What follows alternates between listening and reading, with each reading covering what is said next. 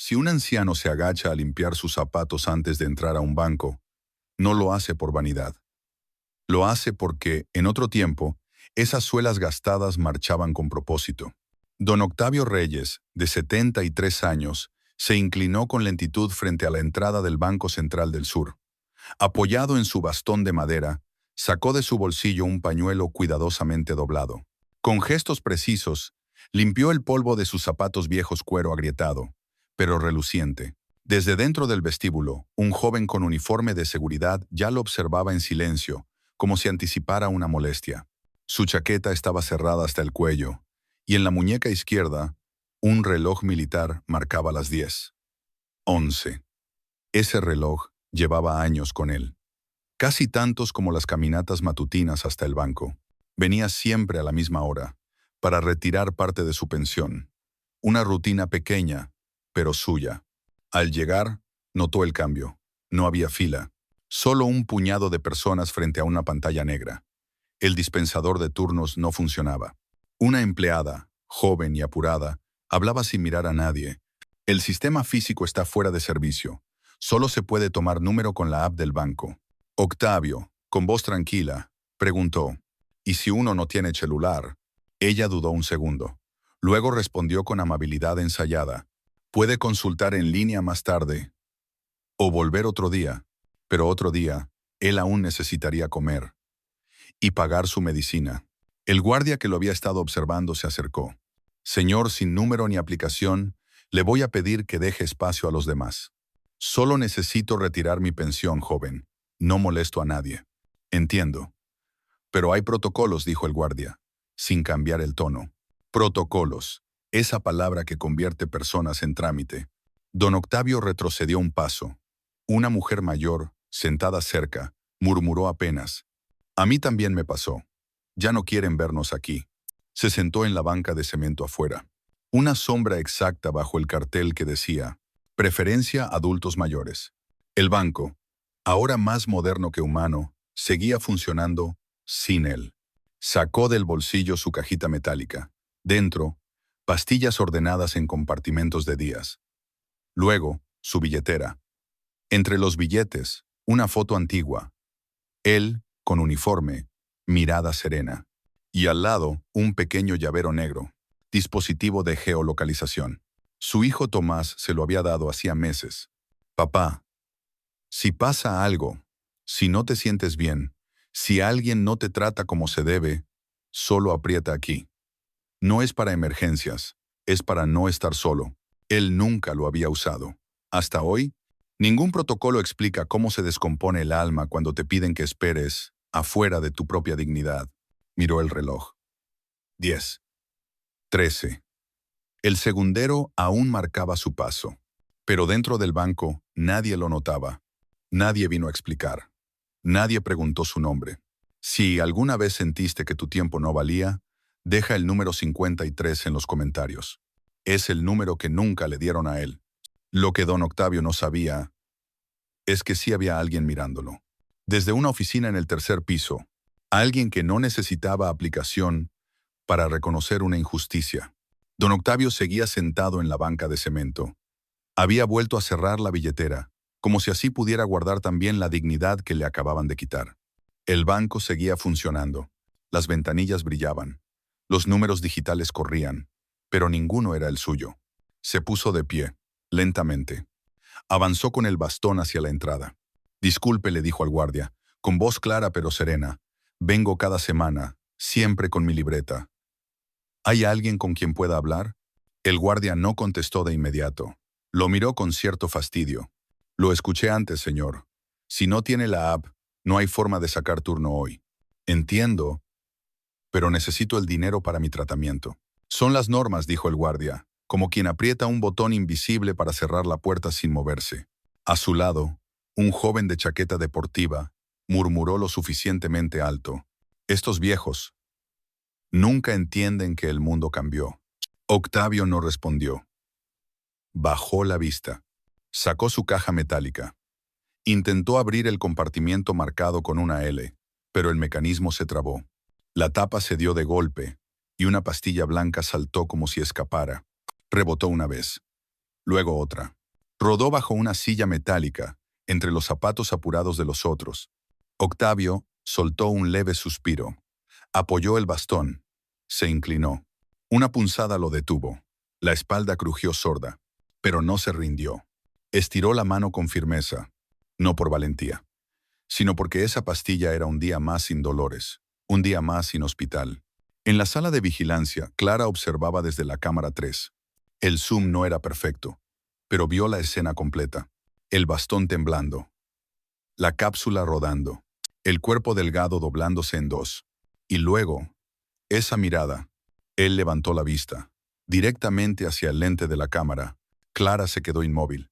No fue susto, fue reconocimiento, como si esa mirada dijera sin palabras, haz algo.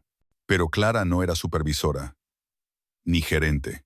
Era auxiliar de turno parcial, sin contrato fijo, con facturas acumuladas en casa y el alquiler vencido. Así que no se movió, solo apretó los labios y siguió mirando.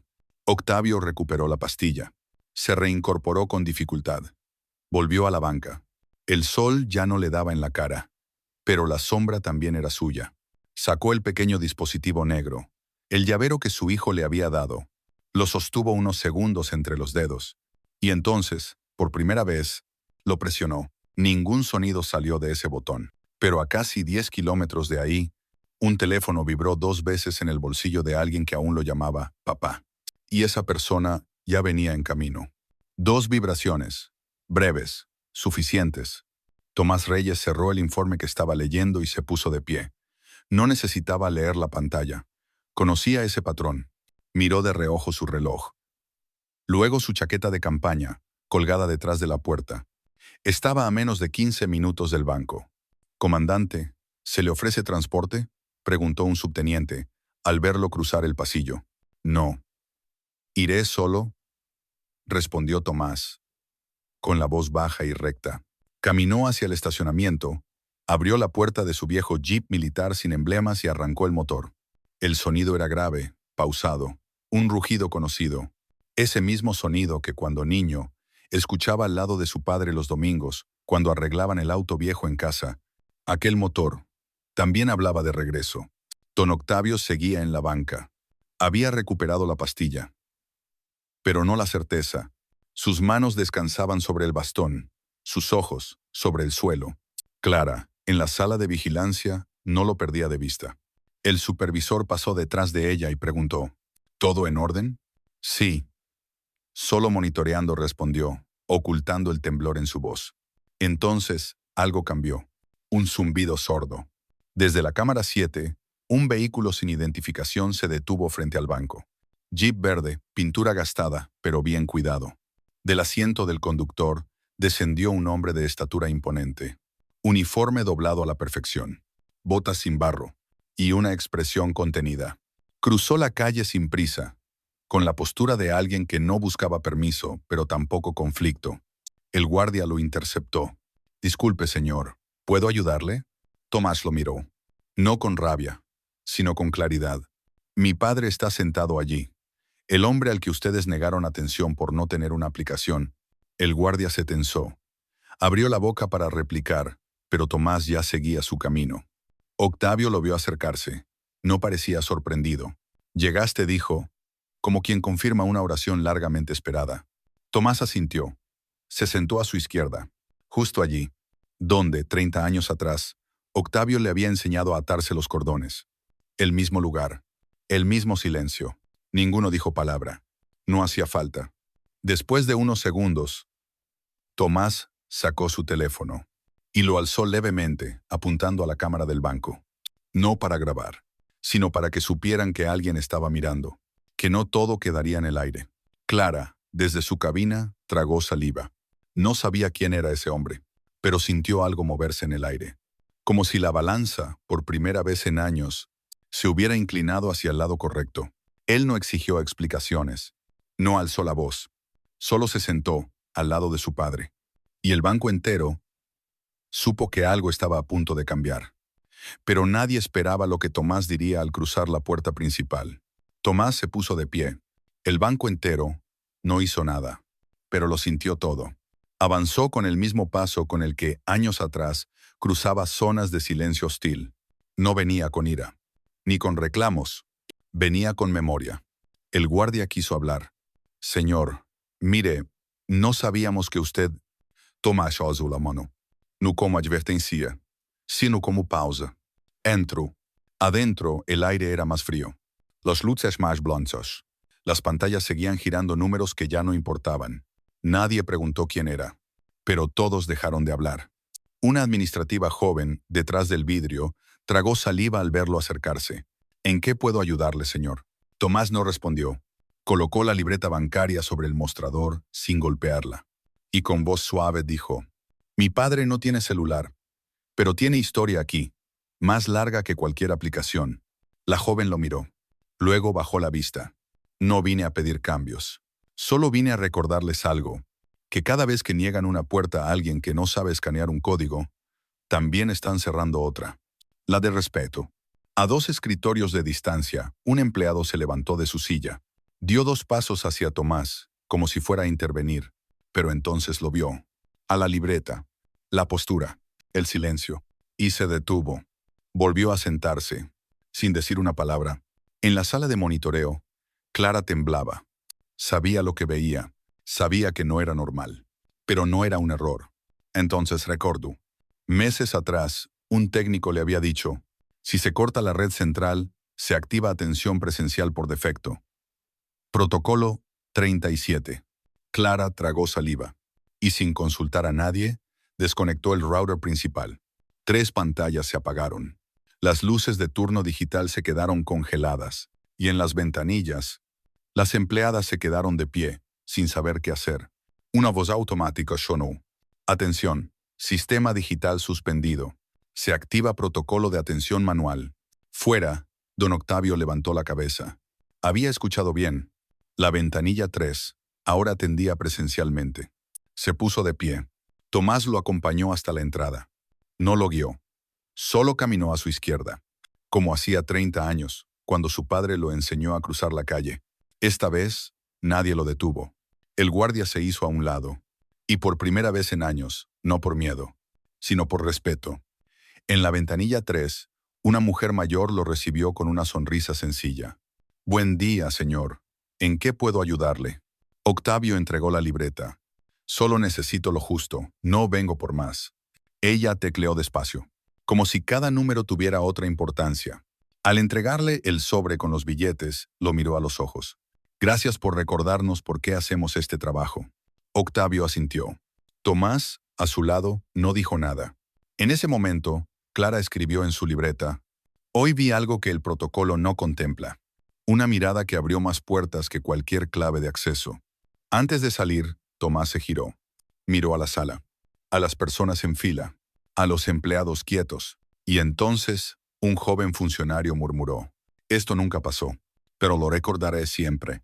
El sol golpeó la fachada del banco. Padre e hijo salieron sin apuro. Tomás le devolvió el bastón. Y se quedaron allí, unos segundos, como si el tiempo también necesitara detenerse. No rompieron el sistema, solo lo dejaron al descubierto. Porque algunas puertas no se abren con llaves, sino con presencia. Y desde aquel día, en esa sucursal, algo dejó de ser invisible para siempre. La mañana siguiente, el banco abrió como siempre. Luces encendidas, sistema funcionando, uniformes planchados, protocolos al día. Pero algo no era igual. La silla donde don Octavio había esperado horas el día anterior seguía allí, vacía, silenciosa. Una empleada joven, Lucía, pasó junto a ella. Llevaba en la mano un cartel pequeño, escrito con marcador negro, reservado para los que construyeron este país sin saber usar un escáner. Miró a su alrededor. Dudó. Si su supervisor la veía, podía recibir una sanción. Pero entonces recordó a su abuelo, esperando fuera del hospital, sin saber usar la app de turnos. Y sin pensarlo más, pegó el cartel con cinta adhesiva. No pidió permiso. No esperó aprobación. Y volvió a su puesto. A lo largo del día, comenzaron a llegar personas mayores. Una mujer con su libreta de ahorros de los años 80. Un hombre con un sobremanila lleno de papeles amarillentos. Todos entraban y miraban la silla. Algunos se sentaban. Otros solo sonreían. ¿Hoy también atienden SINAP? Preguntó uno con voz baja.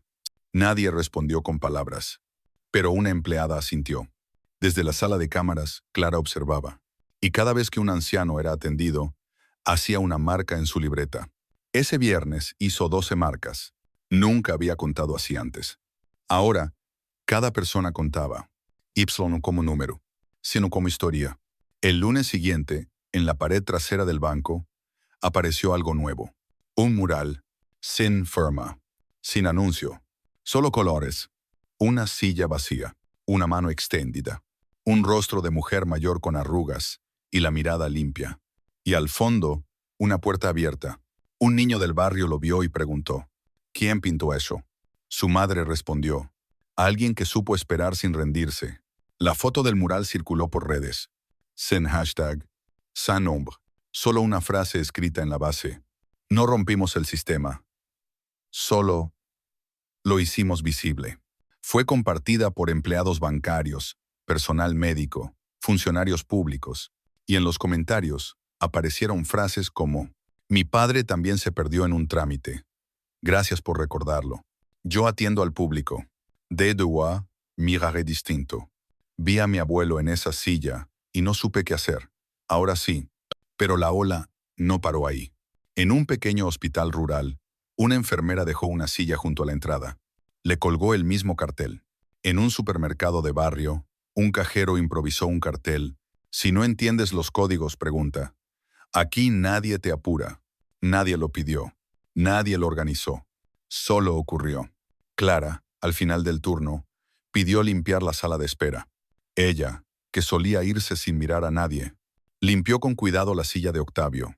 El cartel seguía allí, pero ahora no hacía falta leerlo, porque todos sabían lo que significaba. No fue una protesta, fue una presencia. La presencia de quienes esperaron demasiado tiempo, hasta que alguien los vio. Y aunque Octavio no volvió, en cada ciudad, alguien dejó una silla vacía para los que también esperaban. Pasaron los meses. El cartel en la silla se despegó con el tiempo. Se fue con las limpiezas, con las nuevas normas, con la costumbre. Pero la silla seguía allí. Vacía, a veces. Ocupada, otras. Pero nunca más invisible. Clara dejó el banco ese invierno. No hubo despedida oficial. Solo entregó su uniforme doblado.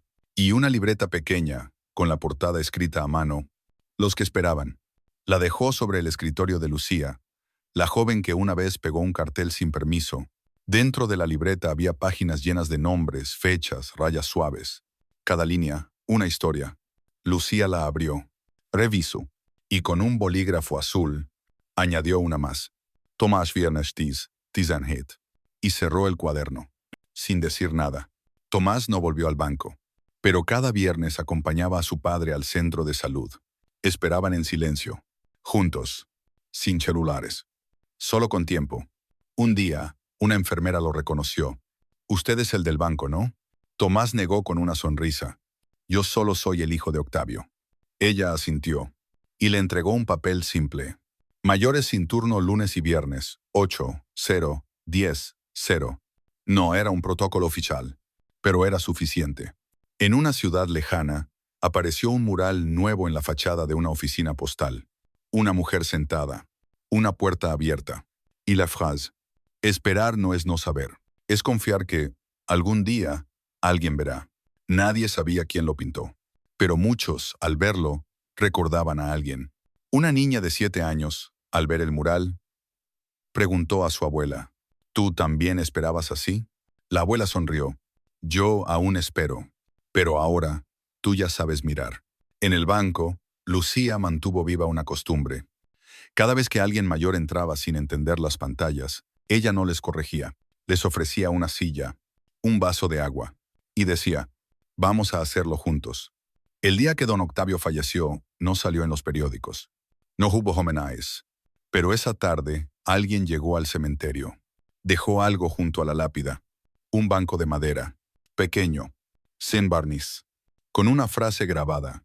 Aquí se sentó alguien que nos enseñó a ver. No hubo firma, ni flores, solo silencio. Desde entonces, de vez en cuando, alguien se sienta allí. No para rezar, no para pedir, solo para recordar que a veces el cambio empieza justo donde siempre hubo silencio. Y si al escuchar esta historia pensaste en tu abuelo o en una mujer mayor haciendo fila sin saber a qué ventanilla ir, tal vez es hora de volver a mirar donde nunca miramos. Si escuchaste esto en silencio, entre auriculares o antes de dormir, y sentiste que tú también esperaste alguna vez, deja un número 7 en los comentarios, porque algunos números no son fila, son memoria.